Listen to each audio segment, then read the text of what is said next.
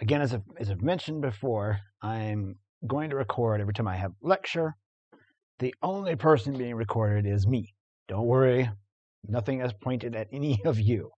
I'm the only one being recorded, my voice and this up here. So nobody's being recorded without their permission. But I always want to make sure, I do know about the one person I'm missing right now, but if anybody else had been missing and I didn't know whether or not you were quarantining, I would want you to have access to this. First off, I've got a little bit of a headache going on, so my apologies if I'm not my usual sort of energetic self. I don't know where it's coming from. I don't know why it won't go away. What we're going to talk about this week are what we refer to as the elements and principles of design. The slides for this lecture, which we'll cover today and Wednesday, as well as a separate lecture that's going to cover just color, because color is such a crazy creature that trying to cover it in the midst of all this other stuff that we're going to be talking about would be too much. Those two slide presentations are posted on Google Classroom for you, so you can find them there. They're there to help you if you need to use them as a means of review for the quiz over this material, which will take place on Monday of next week. All right? So the elements and principles of design. If this is a new concept to you, we're going to dive into what that means. So what exactly are the elements and principles of design? They are the most basic components of art. Right? They're the stuff that once you take away anything else that is extraneous from the definition of art, to where you're down to the very basic things that must be there in order for it to be considered art, those are the elements and principles. They're the most fundamental tools for building and organizing a composition. Right? So if you have your piece of artwork and you strip away, representation, right? You strip away that it's meant to look like someone or something, and you strip away emotion and meaning, and you strip away any sort of context as to where you want it placed and things of that nature. You take away those things from the definition, and what are you getting down to? You're getting down to the most basic things like color, line, shape, and some of the ways in which we use color, line, and shape in order to create a composition. So you can sort of think of them as like the visual equivalent of the alphabet, words, and punctuation in written language, with the work of art being the sentence, the paragraph, the novel. Right? There's a whole lot more going on in that novel or that sentence or that paragraph than just A, B, C, D, E, F, G, words, punctuation. Those things come together and create something that then, in the case of a novel, let's say, can take you away somewhere, right? As you read it. You can have emotional reactions to it. But on its very basic levels, you got the alphabet. You've got punctuation. You've got syntax, things of that nature. The elements are the stuff that makes art. We'll talk about them first. And then the principles are how we use that stuff. If that's confusing at all, we're going to dive into it, I promise. There's the stuff that makes art. Again, I've already named a couple of them, things like line, shape, color. Principles are how we use that. So things like how we balance in a composition, or placement within the composition. Things of that nature, right? So we're going to start again with not again, but we're going to start with the elements of design. We're going to go through these with the exception of color. We're going to leave color alone for a bit, and we'll pick it up on Friday, because color is just its own creature. So space is the first element that we'll get to here. And space, yes, can be the three-dimensional space, height, width, depth that we live in, move our bodies through all the time. But we can also refer to the space on a flat two-dimensional composition as two-dimensional space. And then space, when it comes to compositions in art, gets divided into two types. There's positive space and negative space. We'll talk about what those mean here in a second. Positive and negative. Sometimes they'll be referred to as positive and negative shapes. But we're going to speak about them as space right now. So, when it comes at least to two-dimensional art, we have a few types of space. The first space that we think about when we're making a two-dimensional piece of work is the picture plane. It is the full two-dimensional space of a composition defined by the edges of the support of the image. So, in the case of this piece over here, it would be the full bit that's sort of in this yellowy, creamish color, as well as the parts that are black. It's everything that is bounded by the outside borders of that piece of paper or canvas or what have you. That whole thing is the picture plane. And before you start to put anything onto it, it's just space. It's not positive or negative. It's just space, right? We start dividing it up into positive and negative space once we start to create a composition. Positive space is the space of a shape representing the subject matter in the composition. So as soon as I put anything onto the support, even if it's just a mark or a dab of paint, that thing now suddenly becomes positive space, because it's now where there's something. The space around and between the subject matter is what we refer to as negative space. And that division starts to happen as soon as we put any kind of information onto the picture plane. It's now starting to be divided up into areas that are positive and areas that are negative. Now, it's most easily demonstrated with something like what I have up here, a silhouetted image that only has like a couple of colors, because it can be very easy then to pick out what's positive and what's negative. I see a couple people still trying to scribble things down. Also, don't forget that you do have these slides on Google Classroom. You're welcome to look at those for reference as well.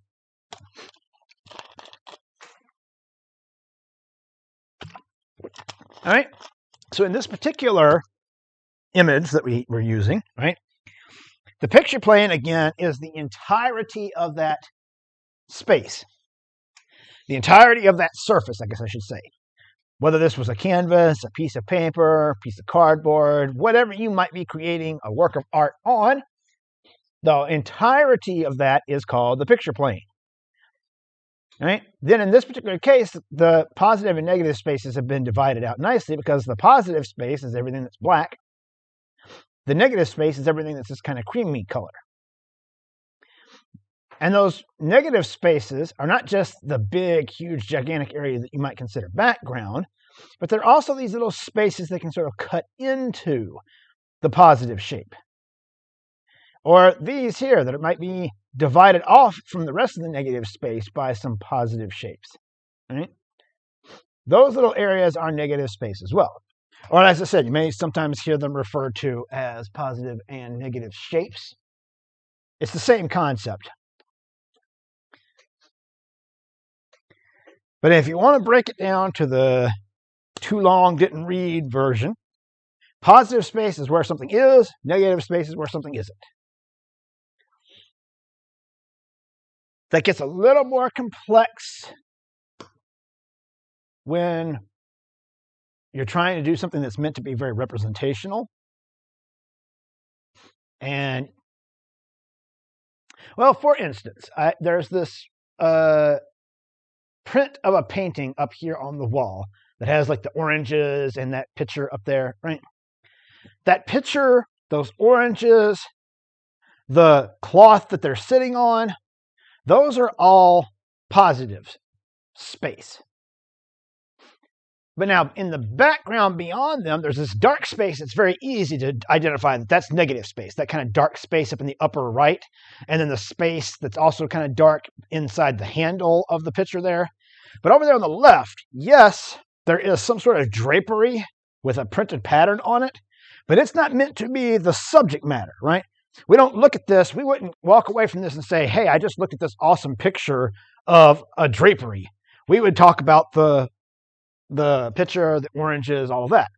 So that area over there is negative space. It pushes backward into this negative space, this area that is not meant to be the subject matter. So it gets a little more complex when it comes to stuff like that. It's when you have something like this, it can be very easy to identify what's positive and what's negative. All right? Positive space is where something is. Negative space is where something isn't. Then line would be our next element.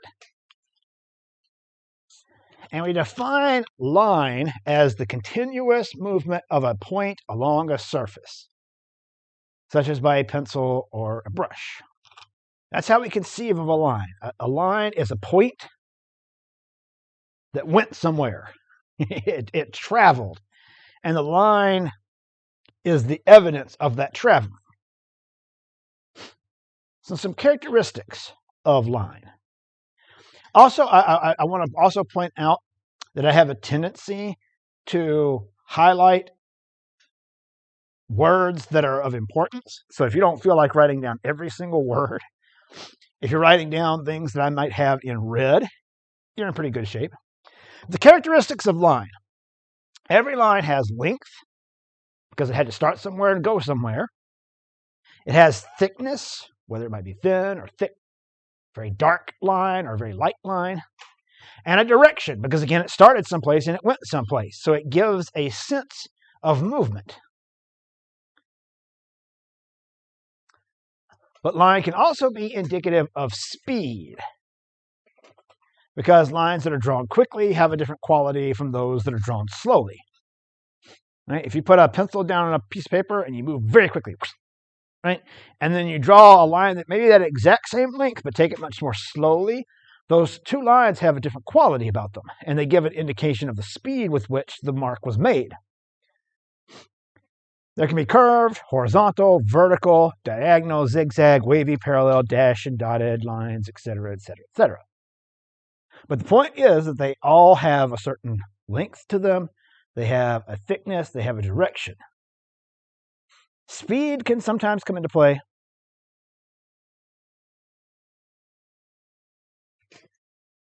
Like where it says fast right here. You look at these three marks next to it. The person literally clearly went boom, boom, boom, very fast with those. But then you can see a sense of, say, with the word thin here, of someone being slower and more controlled in how they make those marks. Whereas again here, it looks like they went much faster to make this star. Just boom, boom, boom, boom, boom. Right? That's an indicator of speed. Direction. We know that this line either started here or started here. And we get a sense of the movement, the direction that line was made, or vice versa, where it went the other way. Sometimes lines will give a very clear direction that they're going, because you can see where the person making the line lifted up. And that gives an indication like, oh, that was the end of that line. So that must have started on the other side. But also, lines are the basic building blocks of two-dimensional shapes. You need lines to delineate a shape and make it a positive shape versus the negative space beyond it.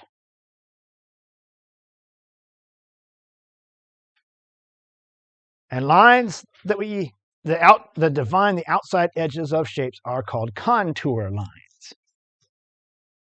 In the case of every one of these shapes, these lines that go around the outside and tell us now this in here is positive space and this out here is negative space. This line is referred to as a contour line because it goes around the contours of that shape. Now, sure, I wouldn't have to necessarily have a line here. I could have just had a shape that was filled in with a color with no line around it, and it would separate itself out from the negative space. But even then, there would be the sense that there had been a line, that you would think about it as there being a line around it, and that is what we refer to as an implied line. There can be implied lines within a composition. These are the ones that the mind creates when visually sort of connecting the dots, if you will, between shapes, forms, or broken lines.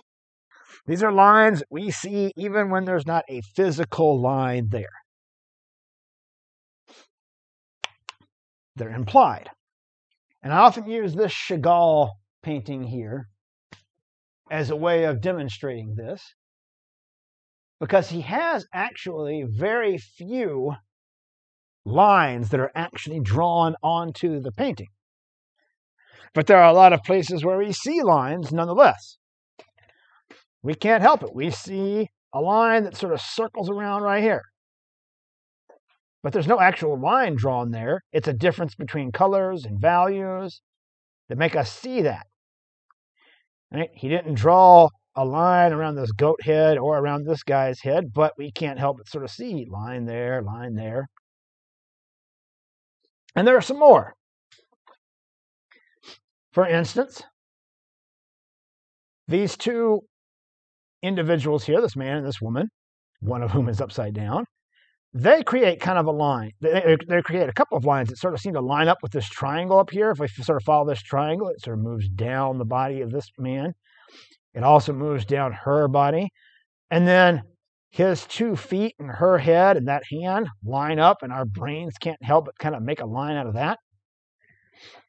Chagall seems to have lined up the line, an actual line of this Sith with her 2 hands, so that we get a line right there.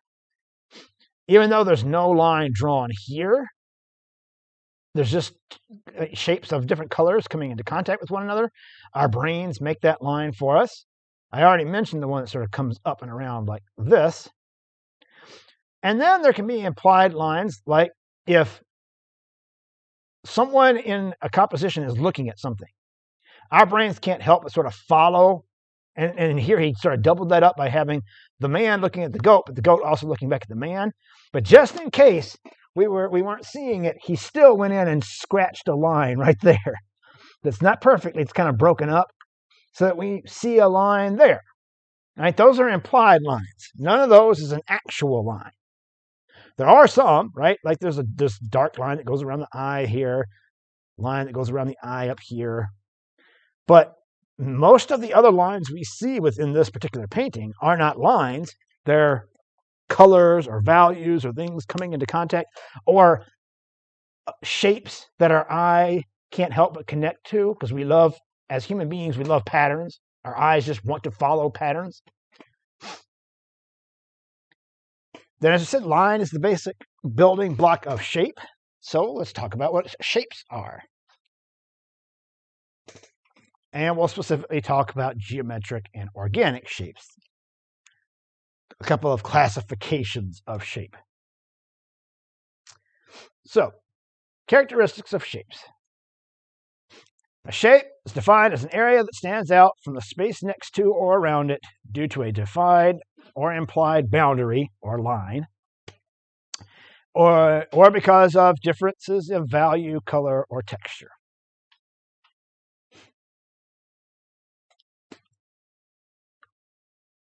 And if you don't want to write down all of that, just understand that a shape is made to stand out from the space around it. In the case of all these, it's because of color. But that color coming in contact with the white negative space implies a line that goes around them. Whereas in the earlier examples, we just had lines, no differences of color. And we divide them into geometric and organic shapes. All the ones we have up here are geometric. So, geometric shapes. They're the ones that are man-made, mathematically designed, like a square, rectangle, triangle, circle. Those are the ones who strictly fit the definition of geometric shapes. But we'll also refer to shapes that have sharp, well-defined edges as being geometric in nature. So over here, we have a few that are very strictly geometric: circle, oval, rectangle, square, triangle, trapezoid, those kinds of shapes. But you might make a shape that's none of those things, but has very sharp, delineated lines. And we might look at that and say, okay, that's a very geometric shape as well. Particularly when put into contrast against organic shapes, which have natural, less well-defined edges, like a kind of amoeba type of shape, or a cloud, or any of these other shapes that are up here. They're all very organic in nature. Well, with the exception of these rectangles that are in the negative space of this piece. Right? But that sort of heightens the contrast between the two. All right? Then there's form. This is the next element. And form, very simply, is any three-dimensional object. When something is either three-dimensional or has been given the illusion of being three-dimensional, we refer to that as form, or a form. In the case of, say, a cube. You have a cube, that's a form. You have a sphere, that's a form.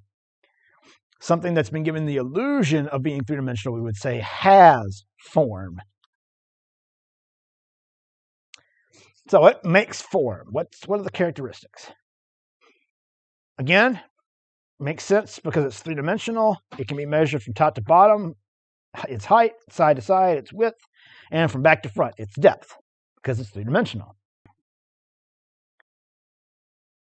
And, I thought I had something in here about positive and negative. Maybe I do, and it's later. I can't remember for sure. But form can also have positive and negative space. Right? So this object, if it was actually in front of us, right, would have a measurement from top to bottom, side to side, and from front to back. And it would have positive spaces, right? Everything that we can see where something is, and it would have negative spaces. That space in there, that space in there, these spaces that sort of cut into it. But like shape, like shape, there are two types of form. We can refer to them as geometric forms or organic forms. The top part of this sculpture is much more organic. This down here is getting more geometric because it's more like a squared off, flattened cube. It's got a kind of a rough texture, which makes it maybe a little more organic, but it's getting more geometric.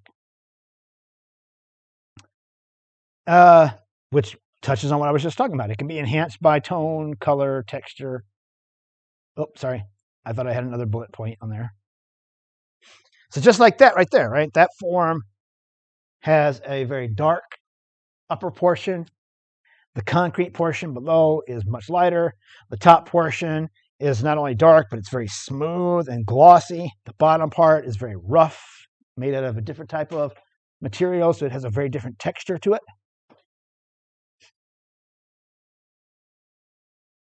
But when we see form in a two-dimensional image, it's always an illusion. But we still refer to it as form. It's created in two-dimensional compositions by combining two or more shapes or planes. Whether that be in a very strict sense, like what we see here, right, where I could take a plane that's been drawn, or a shape or a plane that's been drawn in a very specific way here, put it into conversation with another shape here, put that in conversation with another shape on top of that, and I'm given the illusion that I'm not looking at a flat piece of paper, but that I'm looking at an object that has height, depth, and width. But I don't, right? Like, these are just lines. But it's been laid out, and those planes have been put into just the right relationship with one another to fool my eyes into seeing something that isn't necessarily the case.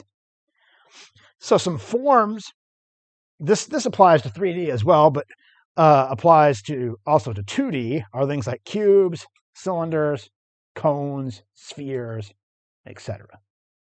Right, I'm going to move to the next slide. But another way that we can create the illusion of form is through light and dark. That can also be done in actual three-dimensional form as well. We have an object in front of us that's an actual object that we can reach out and touch. We put a light on one side of it, but not the other. It's going to indicate all the more strongly that it is three-dimensional. But in two-dimensional work, we can put a light, shape, or plane or space and have that interacting with a dark shape or plane or space. And that can create the illusion of three-dimensional form on a two-dimensional composition. Without the use of line. So, for instance, say I've got the light that's hitting this drawer here. Right? It's hitting the front of it, making it extremely bright. And then there's this shape that it's been put into conversation with, this very dark one in here. That pushes this forward in space and gives me the illusion that that's a deep, dark space that I can reach my hand into. Or the bird house that's sitting up here, which is brighter on one side here and darker on the other, gives me the illusion that I'm looking at something that is three-dimensional because light is hitting one side of it and not so much the other side. When in reality, I am looking at a flat piece of paper. That's how we can use light or value, light and dark, to create a sense of form on a two-dimensional surface.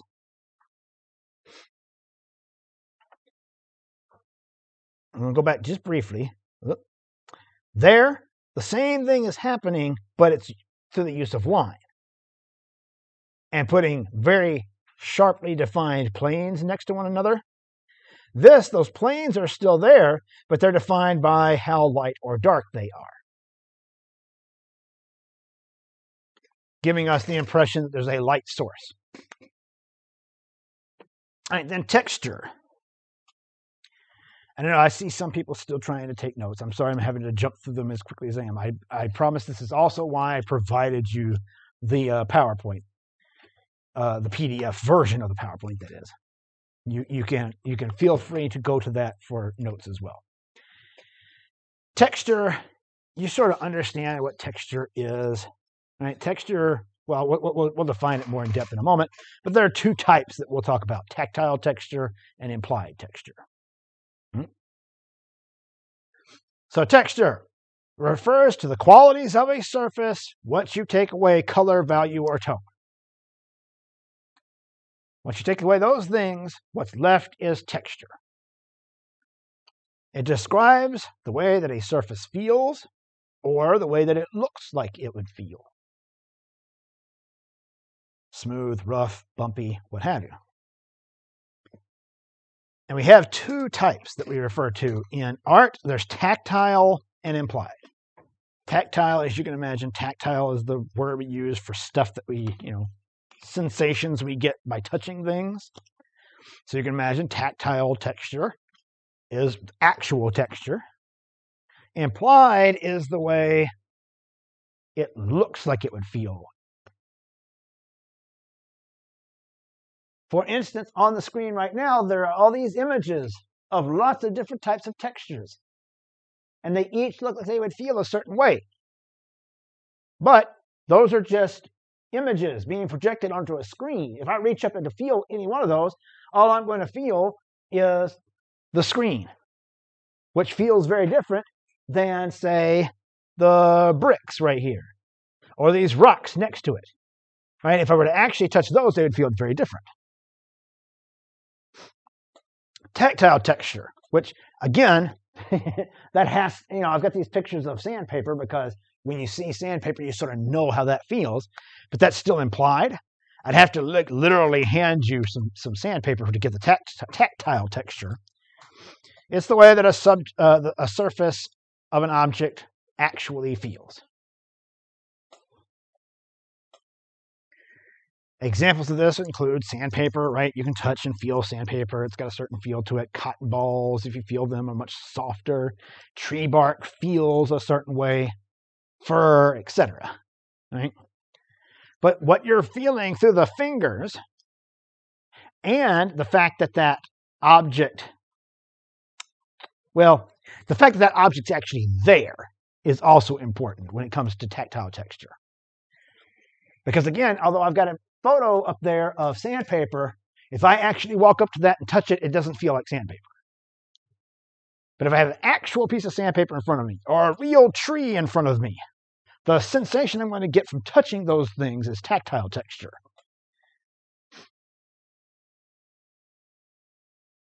I want to hold off just a sec. I see some furious writing I want to wait on. All right.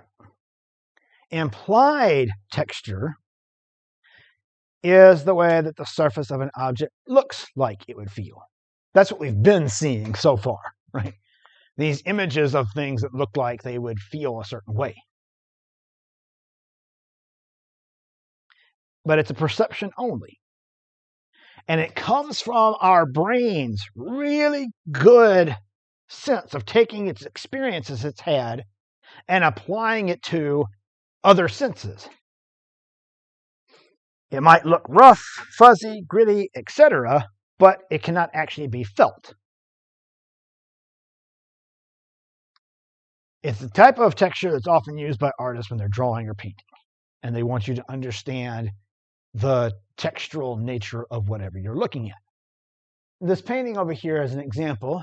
I'm going to move on to a larger version of it so we can see it a bit better. Right. Well, this is a painting by Wayne Theobald, who we'll talk about in a moment. I was about to call him John Theobald. I'm like, that's not right. Wayne Theobald, who since the 60s has been essentially making these paintings, most of which are of like cakes and confections and things. I enjoy his paintings for a couple of reasons. One of which being because of the way he paints them, they look like they would feel the way that a cake or whatever should feel, and they have a tendency to make me hungry. For no other reason, I enjoy Wayne Theobald's work for that reason. So, right, this is an oil painting, if we had the actual painting in front of us. Right? But he has made it by the way he applied the paint, by slathering it on really nice and thickly. He has made these cakes look like if you reached up there, you could like stick a finger in it and like slide some of that off. Right? But if you really touched it, it would just be the hard, flexible, hard surface of an oil painting. It would not be that nice fluffy icing that you see. And the reason I wanted to kind of also have a slide like this is that this is a thing he does. It's what he's been doing. But also, dude is 100 and about to be 101 if he makes it to, I think, November is his birthday. I check every year that I talk about him in a class. I check to make sure if he's still alive. And sure enough, he's still alive. You can tell this is recent because he's got his mask under his chin and everything. Dude's 100 years old, still painting like he was still in his 30s. He's like one of the last of the pop artists from back in the 60s who's still alive. There's just a few of them left. He's one of them. So those were the elements of design minus color. We didn't talk about color. I think also, I left out value as well. We'll talk about value toward the end of this lecture. Let me look at our time. All right, we're in good shape. We'll go for a little bit longer here, and then the rest of this we'll finish up on Wednesday. So remember again that the principles of design are what we can take those elements and do with them. Right? So they're kind of concepts. as opposed to the elements being actual things we can point to and be like, this is the thing. Contrast is a stark, easily noticeable difference between something, whether that be color, whether that be texture, whether that be line, like in that image right there where we have a very stark contrast between the black and the white areas. Right? But let's say it could, again, it could be a texture. Let's say if the white areas of this image were instead covered with, I don't know, a very mossy, soft kind of texture, and then the black areas were stone, that would be a very stark contrast as well. So contrast, again, as I said, refers to a stark difference among the elements of art in a composition, and that can create emphasis. Don't worry if you don't know what that means. That's another principle that we'll get to later. It's easiest to see in a composition that uses two complementary colors, and if you don't know what those are, don't worry, because we'll get to that, or two opposite values. Value meaning the darkness and or lightness of a color. And here, white and black, you can't get any more opposite than those. So this is a very high contrast image of Elvis over here. But it can also be achieved by varied line width, color, texture, etc.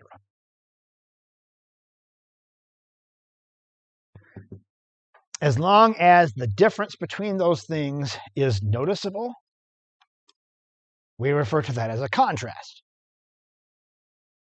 Right? Like I can't contrast blue and blue, but I could contrast blue and orange. Those are two very different colors.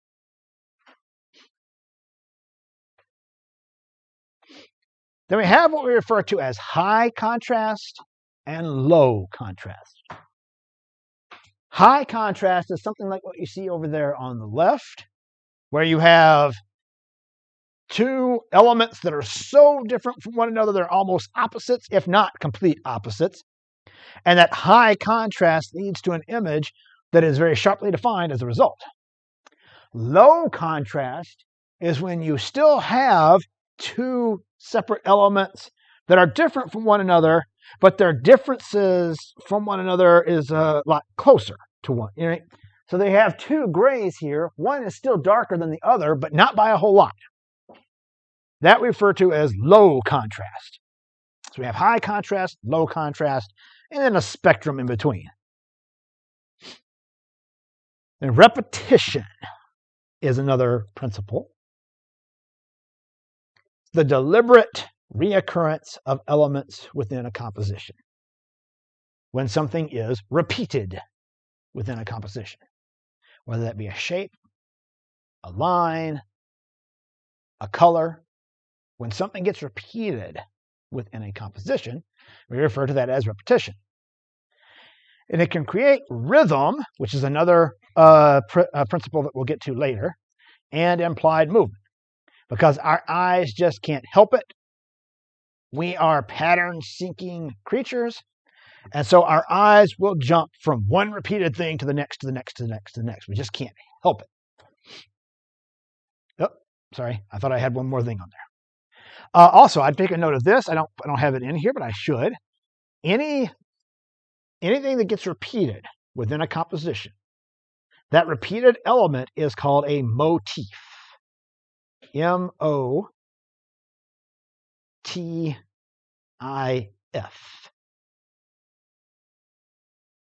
If any of you are music people, you've probably heard that term before.